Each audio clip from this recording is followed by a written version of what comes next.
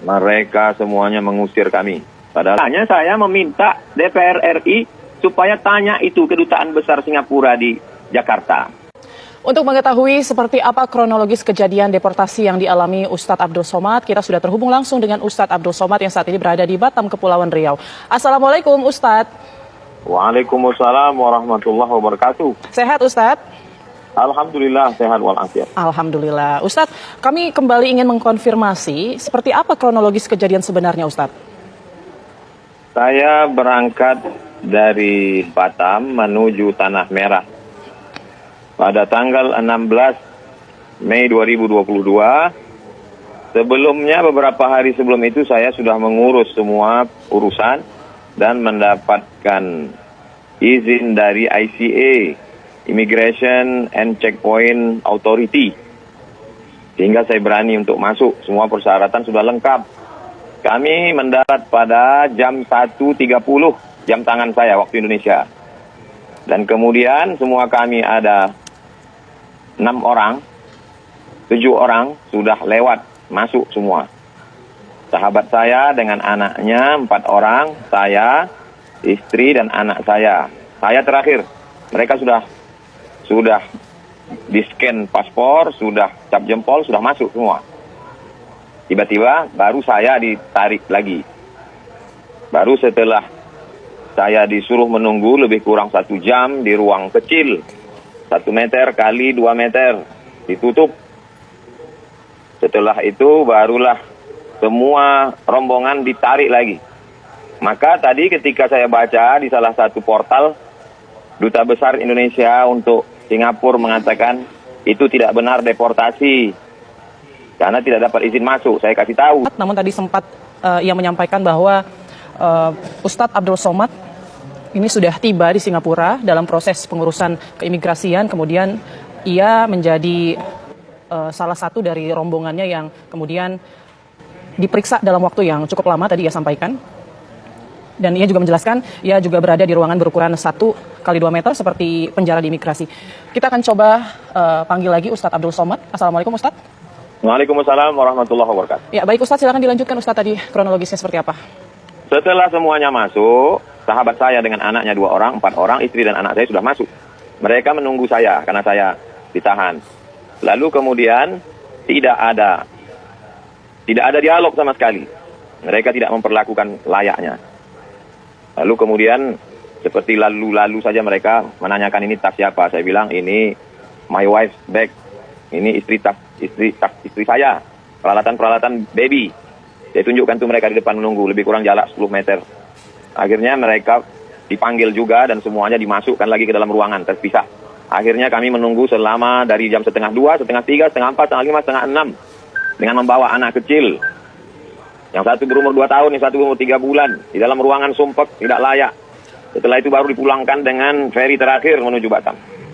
Tanpa penjelasan, tanpa ada siapa yang bisa untuk ditanya apa masalah sebenarnya. Maka Kedutaan Besar Singapura di Jakarta mesti mengklarifikasi kenapa saya tidak dibenarkan masuk. Apa salah saya? Apa salah saya? Ya, Ustadz mungkin mencoba bertanya kepada petugas imigrasi di sana apa alasan deportasinya. Tidak ada wawancara, tidak ada diberi kesempatan. Kalau ditanya semuanya mengatakan tidak ada kuasa. Kami hanya anak buah saja. Seperti ketemu dengan robot. Tidak ada yang bisa diajak bicara. Mungkin ada pimpinannya yang mungkin bisa dipanggil saat itu. Apakah Ustadz tidak berusaha mungkin untuk meminta? Saya berusaha untuk menjelaskan. Saya mau jelaskan semuanya, tapi tidak ada diberi kesempatan. Baik. Ustadz, ini pertama kalinya Ustadz ke Singapura atau sebelumnya juga pernah tapi tidak pernah ada Saya pernah masuk ke Singapura beberapa tahun yang lalu untuk berangkat umroh. Dari Pekanbaru ke Batam, dari Batam ke Singapura, selanjutnya menuju Jeddah. Baik. Tapi saat itu tidak ada masalah ya Ustadz ya? Saat itu kita hanya transit saja. Nah, untuk Ustadz kan akhirnya berangkat kembali ke Batam itu feri terakhir itu akhirnya Ustadz yang memutuskan atau mereka yang mengarahkan untuk Ustadz naik kembali ke Batam? Mereka semuanya mengusir kami. Padahal sudah izin masuk, sudah lengkap semua syarat-syarat. Sudah di-scan paspor, sudah keluar dari pelabuhan. Ditariknya lagi masuk ke dalam, dipulangkannya semua. Ya, ini semuanya ya berarti Ustadz, nggak cuma Ustadz aja berarti ya? Semuanya. Apa salah anak-anak kecil itu? Mahasiswa semester 5, ibu-ibu perempuan. Kalau saya bermasalah ya saya saja. Kenapa pula mereka? Kami bukan mau cari kerja, bukan mau jadi pendatang haram. Ya, Ustadz, setelah tiba di Batam, apakah ada upaya untuk menanyakan alasan dari pihak Singapura seperti itu terhadap Ustadz atau langkah yang akan dilakukan? Maka tidak tahu kita mau minta penjelasan ke siapa. Makanya saya meminta DPR RI supaya tanya itu Kedutaan Besar Singapura di Jakarta. Suruh dia klarifikasi, kasih penjelasan. Tunjukkan kenapa Abdul Somad tidak masuk. Keluarga anak kecil. Teroriskah dia? ISIS-kah dia? Baik, itu kan kejadiannya kemarin ya Ustadz. Hingga saat ini belum ada juga ya jawaban ataupun klarifikasi ya Ustadz dari pihak Singapura atau duta besar kita di sana? Makanya desak mereka. Suruh dia kasih penjelasan. Kalau tidak nanti dia semaunya saja. Siapapun orang yang datang, dia tak suka, dia perlakukan seperti itu. Ya. Bagi saya tak masalah. Saya biasa masuk hutan keluar hutan. Tapi nanti tokoh-tokoh kita sesuka hati dia.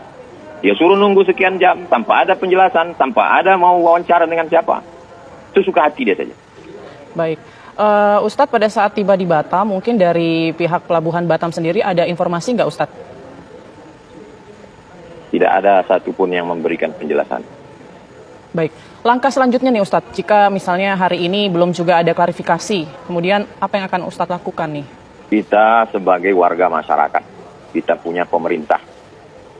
Tugas pemerintah itu dipilih oleh rakyat untuk melindungi rakyat. Saya ini rakyat resmi bangsa Indonesia.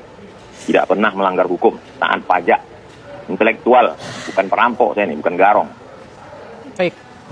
Terakhir Ustadz, singkat saja harapannya seperti apa Ustadz? Harapan saya pemerintah Singapura tidak memperlakukan warga Indonesia seenak otaknya. Dia harus memberikan penjelasan. Anda tidak bisa masuk negara saya karena tidak cukup syarat, karena Anda masuk dalam daftar orang-orang radikal, karena masuk dan seterusnya. Supaya orang bisa introspeksi, supaya orang bisa memperbaiki. Kalau tidak diizinkan dari awal mestinya ICA. Karena sudah diajukan dari awal. Ngapain saya mesti terbang dari Pekanbaru ke Batam, dari Batam menyeberang? ICA mereka setujui. Mestinya tulis saja situ. Apa guna Immigration and Checkpoint Authority itu dibuat?